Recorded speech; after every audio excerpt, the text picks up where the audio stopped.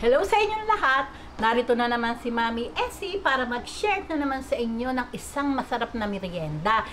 Isang merienda, simpleng-simple lang pong lutuin, pero talaga naman pong napakasarap. Ang steam balinghoy o steam na kamuting kahoy.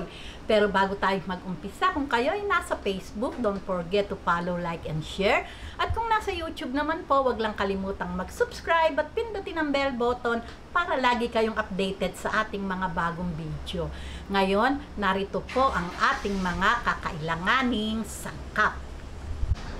Gagamit po tayo ng kamuting kahoy. Ito po kahit wala ng kilo, kung ilang kilo, kasi wala naman po itong ititimpla, i-steam lang po natin. Okay, hinugasan ko pong malinis bago natin gadgarin. Siyempre po, napakasimple lang, gagamit lang tayo ng niyog, ginadgad na niyog, pero yun pong mura, ang mas masarap, sabihin nyo po sa ating bibilang. White sugar at margarine. Okay, umpisahan na po natin yung paggagadgad.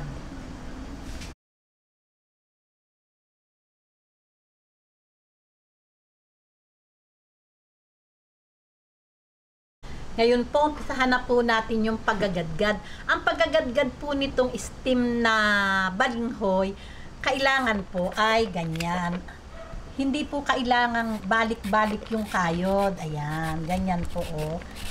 Kasi kailangan po ito ay maligat. Ayan.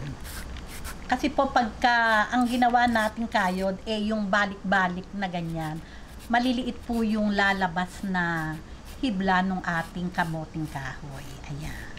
Kailangan po ganyan.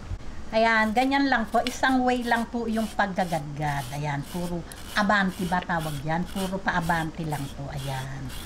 Ganyan, para po hindi pino yung ating balinghoy. Ayan, ganyan.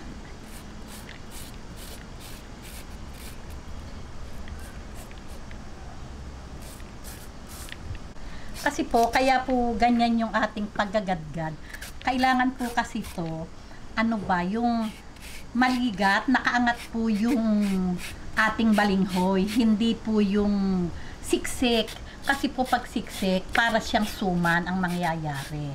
Ayan, pakikita ko po sa inyo kung paano ang paglalagay sa steamer o pag-i-steam. Ayan, tuloy-tuloy lang po natin gadgarin hanggang sa matapos tayo. Ngayon, heto na po yung ating ginadgad na kamuting kahoy. Ganyan po yung paggagadgad. Kailangan po ay maligat at buhaghag, hindi po yung nagtutubig. Ayan, okay. Ngayon po, heto po yung aking pag-i-steaman. Heto po, papahiran lang po natin siya ng margarine.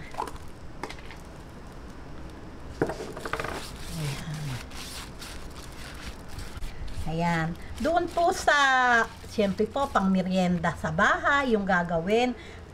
Pwede na po yung baking pan. Okay na din po iyon. Wag na po nating ligyan ng sapin kasi kaya lang po ako naglagay ng dahon dito sa ating steamer. Kasi po tatanggalin ko to at ililipat ko sa bilao para po sa plating. Ngayon, ganito po yung paglalagay. Ayan. Kailangan lang po ating buhaghag po yung paglalagay. Ayan, ganyan. Napakasarap pong merienda nito. Simpleng-simple lang pong gawin. Ayan, ganyan. Wala pong timpla. Mag-i-steam lang po tayo. Ayan, wag po nating pipisain yung paglalagay. Kailangan nga po ibubuhaghag natin. Ayan.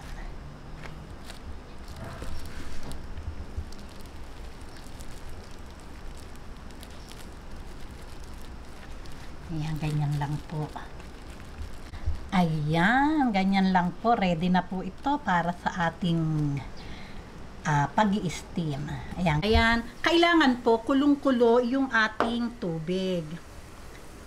Ayan. Ngayon po, i-steam po natin to sa high heat ang ating apoy ng 30 to 35 minutes.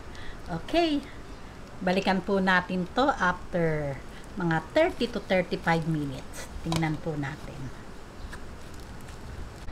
Ayan, tingnan nyo po yung pagkaka-steam. Di po ba? Buhaghag siya, maganda. After 35 minutes, heto na po at okay na. Hanguin na po natin. Ayan, tingnan nyo po naman. Hanggat mainit po ito, masarap kainin. Para po pag nilagyan natin ng mantikilya, talaga naman pong natutunaw-tunaw yung kanyang mantikilya. Okay? Hatiin na po natin. Kalambot. Ayan, atin na pong hatiin. O di po ba? Talaga namang yummy. Oh.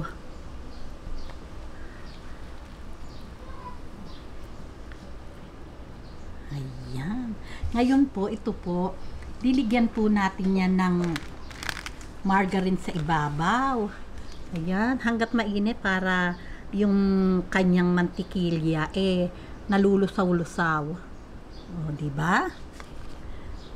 Masarap kainin. Nasa inyo po iyan kung ano gusto nyo. Pwedeng butter, pwedeng margarine. Ganyan lang po iyan. Tapos, teka lang, nawawala yung kutsara. Ayan, ngayon po, ligyan na po natin ng niyog. Ganyan lang po yan. Ganyan lang po kasimpleng kainin yan. Yan, lagyan po natin. Yan, ganyan lang po. Lalagyan po natin ng sugar. Ayan. Ayan, ganyan lang po. Sasawsaw po natin yan sa niyog na may asukal. Talaga naman pong napakasarap. Simpleng-simple lang po, pero yuming merienda po. O paano, TK man na po tayo. Okay, TK man na po tayo. Sa akin, kahit po walang margarine sa ibabaw o butter, okay na po ito. At talaga naman po ako nasasarapan na. Ayan o, sasawsaw nyo lang ganyan.